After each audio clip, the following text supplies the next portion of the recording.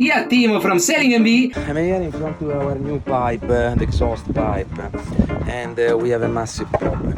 I don't expect, I really don't imagine can happen, but I'm really in trouble.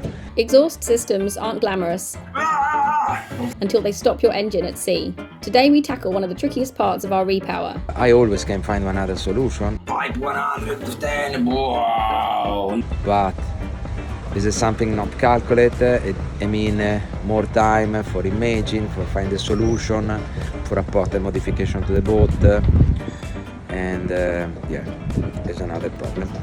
Hello and welcome back to Sailing NV. We're a family sailing around the world on our converted Open 66. Right now we're on the hard stand in North Borneo, deep in the middle of replacing our engine. Our new Nanni is a big step up in power from the old one, and with that upgrade came a whole new challenge. The exhaust system had to grow too. The old pipework was just too small, so we had to enlarge everything. Bigger holes through the bulkheads, a larger exhaust pipe, a new waterlock, a proper siphon brake loop, and a custom carbon fibre thru-hull that Timo built by hand. This upgrade is vital. Without the right setup, a single wave could push seawater back through the exhaust and straight into the engine, flooding it with salt water. That's why this installation had to be done right to keep our new Nanni breathing safely. In this video we'll show you the considerations that went into our setup and how we've aimed to make the most reliable installation possible. You may remember from a previous video that our plan for the new exhaust system is to run a 76mm pipe from the engine to the waterlock, and then a 90mm pipe from the waterlock to the exhaust thru-hull. We increased the second section to 90mm because of the long run after the siphon break.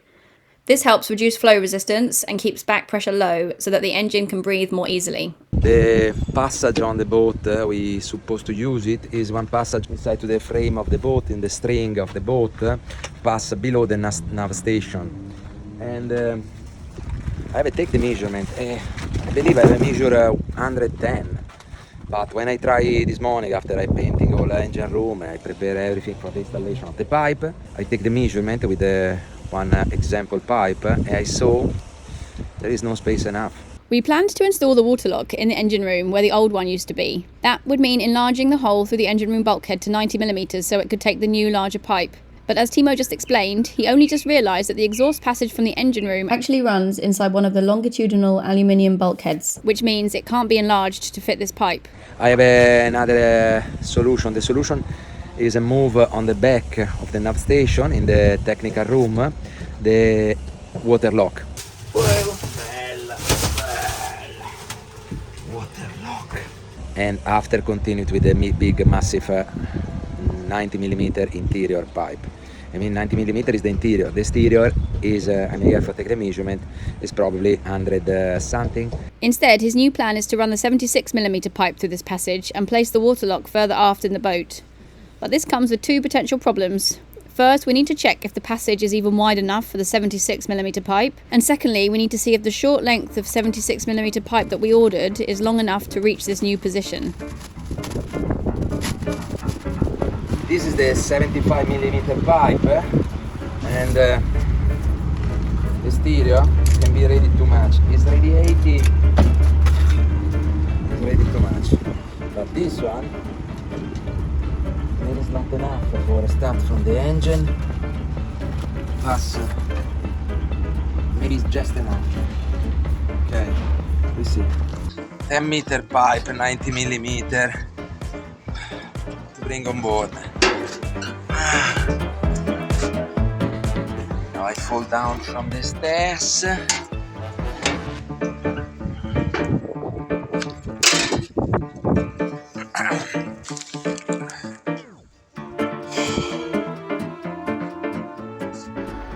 Okay, like you see, this is the hole of the string where I project to pass the 90mm pipe, but the 70mm pipe pass just enough. It's quite tight, but I think I can manage. Now, if this is the quantity of pipe I left for do the connection with the engine and connection with the waterlock, I think I can find a solution. It's not what we projected before, but it's good. Also because I still have the space for my storage box. I really want to do it. Okay, now we go on the back. We try to start to making the passage on the opposite side, the opposite bulkhead, and we see how much pipe I have left for the connection, siphon break and siphon, and continue with the 90mm pipe. For the rest of this installation, Timo has to squeeze into our skinny stern.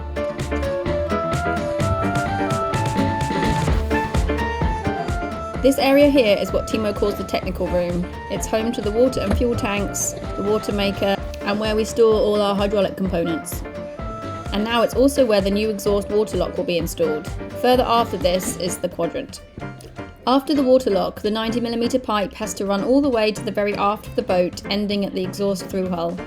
On the way it passes through several bulkheads. That means Timo now has to enlarge these holes to fit the larger pipe. This one have to come in 100, okay, approximately is the diameter of the Sika, the old Sika there. Plus, we have another one here, have to come in 100. In reality the pipe is 90, but I do 100 for have the correct space. Plus, there is the last wall here, the one to the, okay, after I'm going to show it to you. Okay, this is the hole I have to augment. Like you see, there is the diameter 40, there is before, and me, I want to arrive to the 100. Like this, I have the safety space for pass comfort the pipe. One day I go to seal with the micro balloon, with the cloidosilica and laminating fiberglass or carbon. At the moment I have no time. But anyway, also the original passage of the cable to the rudder, like you see, nobody ever think about to seal and do one proper job. Here you have to know every time we do one job, we improve, we making better and better and better. One day this boat will go to be perfect. But at the moment, step by step. At the moment we want to give to this boat one new engine with a good installation. After enlarging the holes, Timo and the girls carefully threaded the 90mm pipe all the way from the stern of the boat up to the waterlock.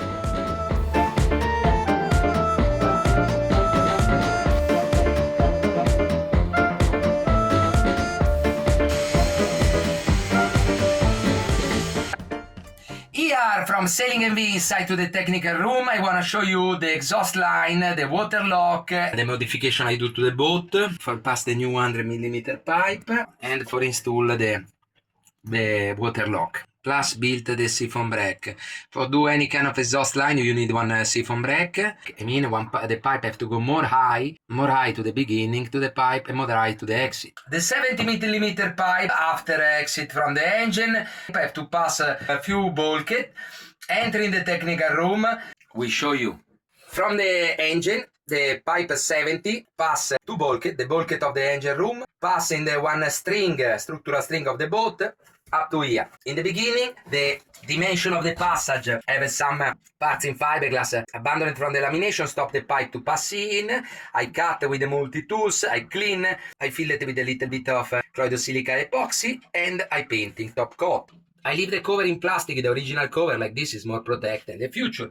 The pipe arrive here, where we built one augmentation of the elbow, with the two elbow in stainless steel 316 we buy in our preferred shop in KK. As we mentioned before, our exhaust line has a long way to travel to the aft of the boat. So to reduce back pressure, we not only increased the pipe size after the waterlock to 90mm, but we also chose a larger waterlock. This meant we needed an adapter to connect the smaller engine pipe to the larger 90mm pipe, which would then fit onto the waterlock. This is the good pipe, is 316 stainless steel, is good for seawater. There is the elbow 102, 5mm special pipe is perfect for what we have to do it, but we have to welding. Maybe I can buy directly this one plus the 76. I can joint both and welding. That can be one solution. To solve this, Timo found two stainless steel elbows with the right diameters, so one would fit inside the other. We then had them welded together at a 90-degree angle to match the path of the new exhaust system. With these two I can do it. Our friend Amir, the mechanic of Kudat, do a nice welding.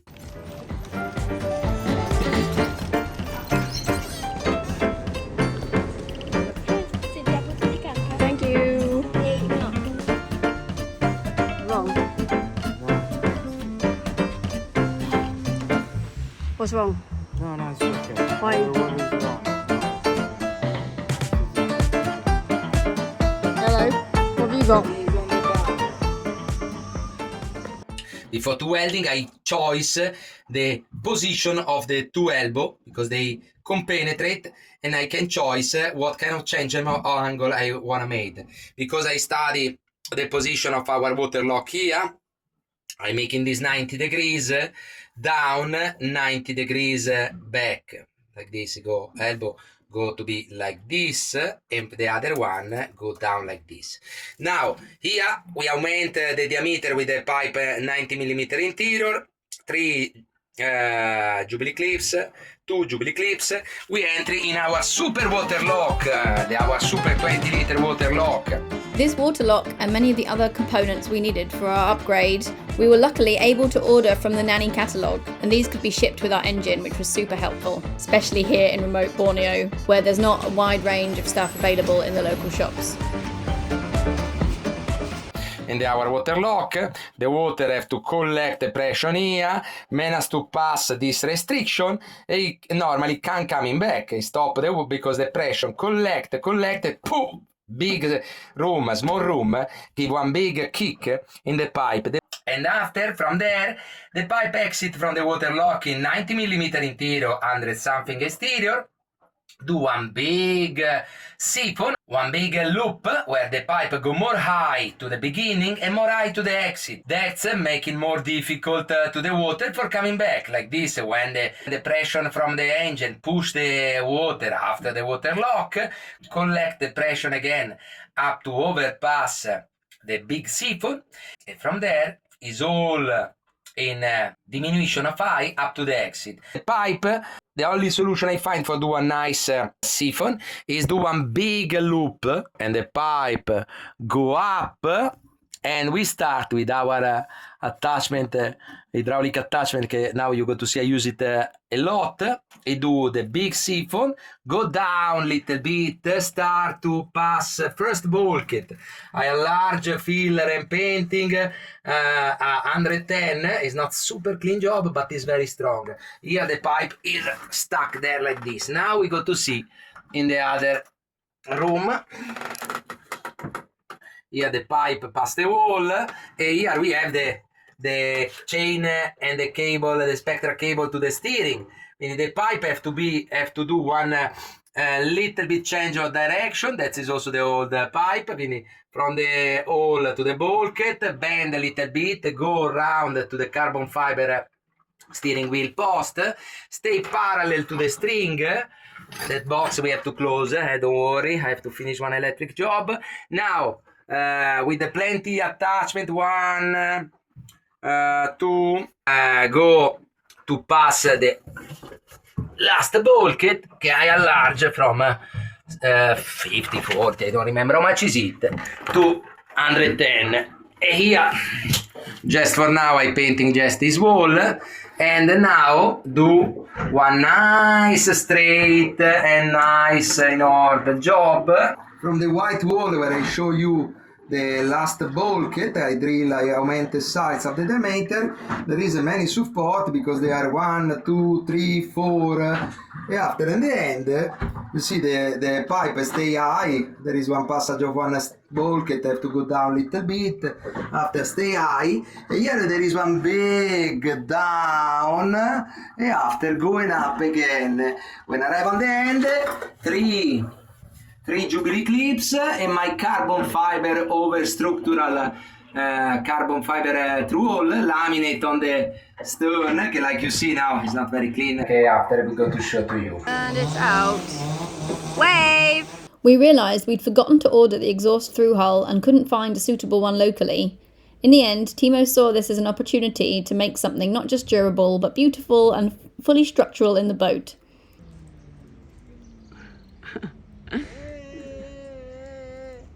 Well done.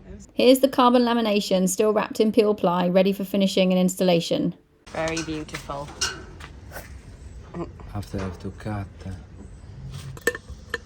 Beautiful. It's our exhaust outlet. It's going to have a wave. What would you call it? Oh, it looks like it fits very well. In fact, it maybe fits a bit too well, does it? Should be harder to go in, no? No. Put some silica also for have to do thru-hull for find the correct Yeah. balance. But now the problem I made before is fixed. Here, when the wave arrive, impacted because the surface of below is smaller to the surface on the top, can open because the pressure of the water keep close. Before I have a project to do the pin here, but it's a 50-50, Oh, yeah. and this area is more big. Like this. Beautiful. Now I go to glue. For pop, pop, pop, pop, pop, pop, pop. Yeah, so we don't end up crying. Pop, pop, pop, pop, pop, pop, pop, pop, pop, pop. Very nice. Bello. In the end, we're much happier with this solution. Having a structural thru-hull is safer, far less likely to corrode, and much less prone to leaking. You can even step on it, and Timo reckons we could now lift the boat from this point.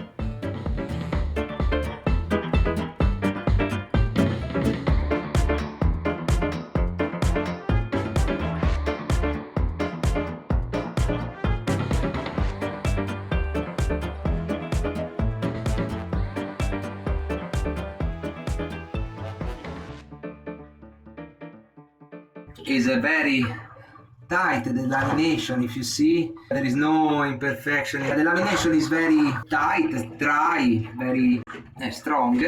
Is a laminated carbon fiber, and after there is a 3 jubilee clips, the pipe can penetrate up to here, it's very long. Have one corner, is a little bit in angle, the exit. And after there is this, you see the big siphon, also if the wave try to go in, have to go in, go down and go up. And after there is a 7-meter pipe, straight, go up and down. And after there is the up and the big loop I showed to you in the previous video. If, for example, we have one impact from one wave, first is a stop for my carbon fiber thru-hull on the back. Okay, have one valve, one flap. Stop the water to come in, if the permission to go out. But also if the pressure of the wave manages to enter in the pipe, never overpass the siphon, or go to be more difficult to pass the siphon. That is the job. It's a 10-meter pipe, a little bit less. And I'm very proud and happy because before is attached just with this blue string everywhere. Now it's very nice and tight on the roof. Watch again here. I'm quite proud of this job because I handle quite well. And there is our waterlock and the old watermaker. That watermaker, let me spend 1 second to talk about the watermaker. That watermaker have more to the 26 year because it's before the 2000. It's come from my second boat, the family boat. I refitting many times. I refitting last time in Fiji. It survived up to here. Now it's completely dead. I'm looking for one idea, for one good company. Want to talk about his product. We want to install one new machine, 200 liter hour, because we have to fill the 1,700 liter ballast water each side. And nothing. If somebody have idea, here Timo from Sailing MV. Let me put the light. Here Timo from Sailing MV. Enjoy! Here Timo from Sailing MV. I wish you like. Here Timo from Sailing MV. Wah! Here Timo from Sailing MV. Always happy to making upgrade to our big machine. Here Timo from Sailing. Here Timo from Here Timo from Sailing MV. Kiss my love. That is all from the external Sailing MV. One day here I got to be all white painting, and I got to put a slide door. At the moment we put some net tied with the rope for prevent stuff to go out. Like there, oh, you don't see, it's already installed. Another interesting stuff here, the boat is all in Kevlar.